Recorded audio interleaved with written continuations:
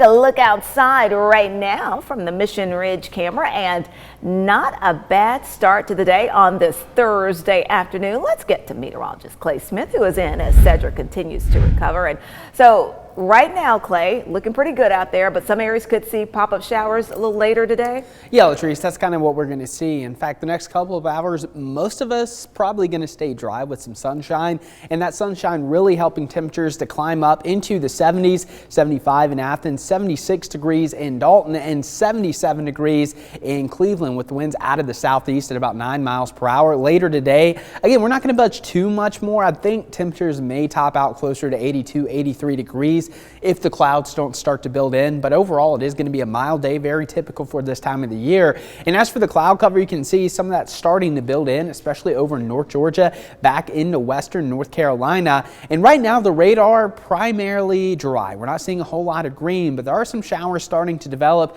across central Georgia. So Calhoun, Lafayette, Fort Payne, I would say within the next couple of hours, you'll probably start to see the first of that shower activity, and then that'll start to expand to the north as that moisture starts to become more abundant as we move into your afternoon. So again, after about 2 until we'll say 8 o'clock, probably going to be our best window for those pop-up showers and storms. And again, it's going to be one of those days where not everyone sees rain, but those who do could get some very heavy downpours on this Thursday. And taking a look at your futurecast, again, you can see how scattered the activity is going to be. And I think most of the rain is going to favor North Georgia and back into northeast Alabama and along the Cumberland Plateau here in the Tennessee Valley, especially Chattanooga to Athens.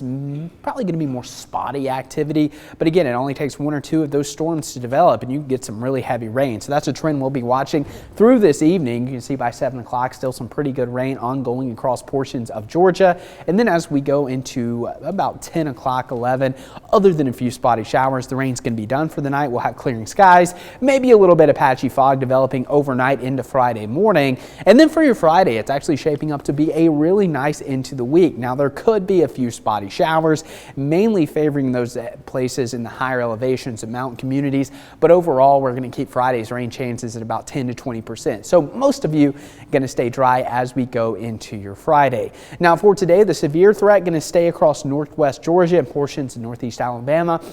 Pretty low wind threat, but any storm that develops again could have damaging wind gusts upwards of 50 to 60 miles per hour and maybe hail up to the size of quarters. Those to the north of the Tennessee state line, mainly just going to be dealing with those non-severe thunderstorms, but there still could be heavy rain and potentially pea-sized hail. So we'll watch that pretty closely. But futurecast rainfall, again, it just depends on where those pop-ups fire. Some areas could pick up as much as an inch or 2 of rain pretty quickly, while some stay dry. Again, it's going to be highly variable today, but I would definitely have a radar app, Local 3 app, to kind of track out those showers and storms as they begin to fire up. And some areas could use the rain. In fact, drought conditions starting to show up across portions of Ray and Meigs and even McMinn counties and back into northeast Alabama. So any rain that we get would be beneficial for most areas moving through today. And then we'll have more rain possible for your Saturday, and then it's going to turn a lot more comfortable as we move into next week. Temperatures in the upper 70s to lower 80s.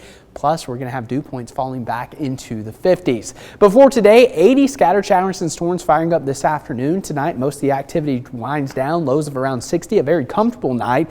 And then for Friday, just a slim chance of a shower. Of course, J-Fest is on Saturday. We'll have those showers and storms especially early. And then we have Ironman 70.3 coming up on Sunday. Going to be perfect conditions.